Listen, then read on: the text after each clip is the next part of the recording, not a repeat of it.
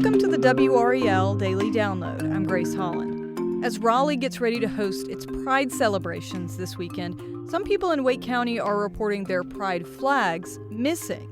WRAL's Heidi Kirk talked to a woman who saw flags disappear from her own yard and her neighbors. Heidi, thanks for being here. Hey, Grace.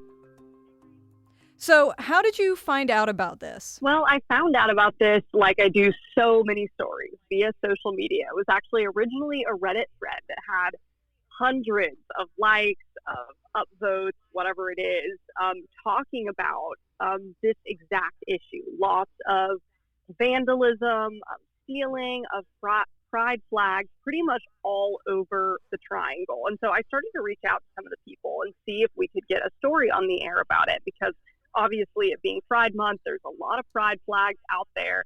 There's a lot of events going on that we've been covering heavily over the last few weeks, all leading up to Raleigh's Pride celebration. And it's an extremely timely story. And when I did get in contact with some of those people, I knew that we had something that we could report on. And who is the woman that you were able to talk to? So her name is Elizabeth Brignac. She actually moved to Cary in the Iron Gate neighborhood in about 2004. She's been living there, obviously, for so many years. She says it's a very peaceful community, lots of families, lots of people that just love to, get along with the people in their neighborhood. Whenever I was there today, I was walking around, there was lots of people out on bicycles and chatting amongst their neighborhood. It's really kind of an ideal place to live, if you ask me, in Cary. Okay. And did you get a sense from her how long this neighborhood has been putting these flags out during Pride Month and when she noticed them missing this year? I did. So she said that they've put them out for probably the last several years. And some of them actually stay up year round. She says she has several neighbors that, like to display flags that support Ukraine and flags that celebrate diversity. That's how she described it. And she said she has a big flag that she always has year round right outside her door that basically says love is love and celebrate diversity and just similar messages like that. And she says it's pretty common for a lot of people to have those on display. And as soon as some of them started to go missing last week, lots of people started posting in one of their community channels and basically saying, hey, my flag is gone. And she actually ended up telling me that it wasn't just Pride Month flags. There were also other flags that celebrated diversity or the Ukraine flags I was mentioning. Pretty much all of those were getting stolen from around the neighborhood. Okay. And I mean, at this point, does she or any of her neighbors have any idea who might be taking them or where they've been taken to? No idea. And one of the first things we started asking is, is there any Ring doorbell camera footage? That's something that we often can kind of help track down these people by. And nobody happens to have any. There were, a few instances where they said they, might see kind of a shadow down their driveway and the flag went missing the next morning. But no one's been able to track down exactly who did this. There was multiple people, their gender, anything about them. And so it's kind of a big mystery for the time being. Okay. Let's take a quick break right there and we'll be right back.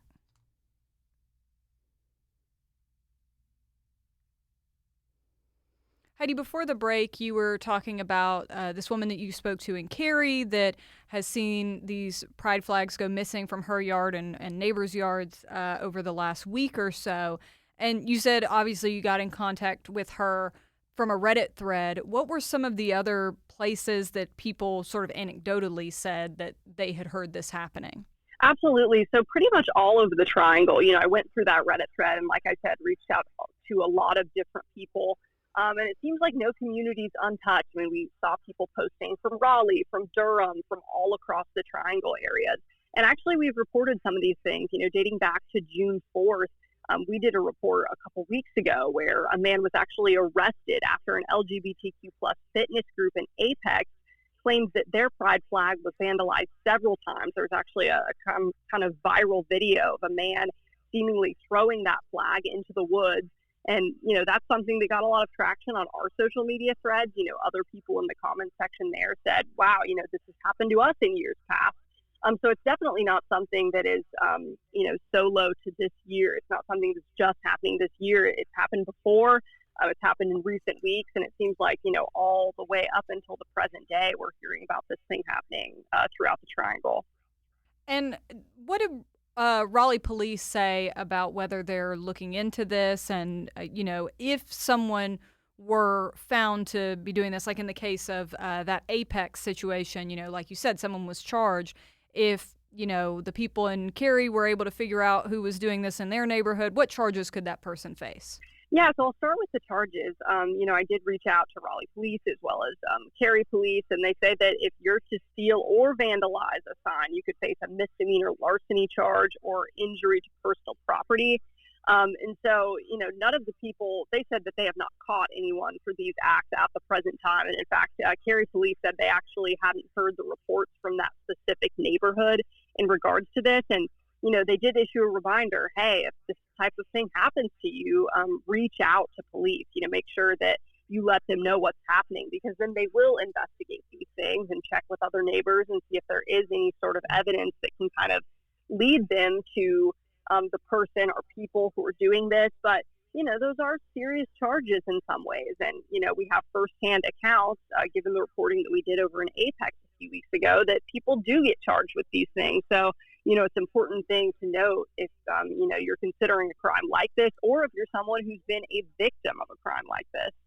And what did RPD, these other agencies, say about how they're preparing for the Pride celebrations in downtown Raleigh this weekend? Absolutely. So obviously this is going to be bringing, thousands of people to downtown Raleigh, as it has over the last few years. Raleigh police told us that they can't detail specifically what those plans look like for safety. They say that it's important for public safety in general to not speak in specifics about their arrangements and their strategies. But they did say that they take these types of crimes into account whenever they make plans for covering these big events like this. They said that, anytime there's been any sort of elevated crime in the community, or they've heard about things like this, whether they're investigating it or it's just been something that people are talking about, they do take that into account. So I'm sure that they have large plans for, making sure that people are safe during Pride. I actually talked to, one of the organizers in Fayetteville who's hosting a big Pride celebration in the next couple of weeks to come. And, they said that they are also considering the same things. It has been a year where there's a lot of politically charged language and things like that. And they said, they weigh all of those things when deciding, how large scale to go with the security preparations. One thing I'll also mention about Fayetteville is that they decided to move their Pride Festival inside, not only because of safety concerns, but also because of heat. But that was one reason for it. So obviously, whenever it comes to preparing for these large-scale events, there's a lot that goes into it. And of course, while they can't share their specific plans, we do know that behind the scenes, there's a lot going on there. All right. Thank you so much, Heidi. We appreciate your reporting. And thank you for listening to the WRAL Daily Download and for making us part of your morning routine. Another great way to get WRAL news is the Morning Briefing newsletter. That's a daily email with Triangle news, events, and headlines to help you get ready for the day. Sign up at WRAL.com/newsletter.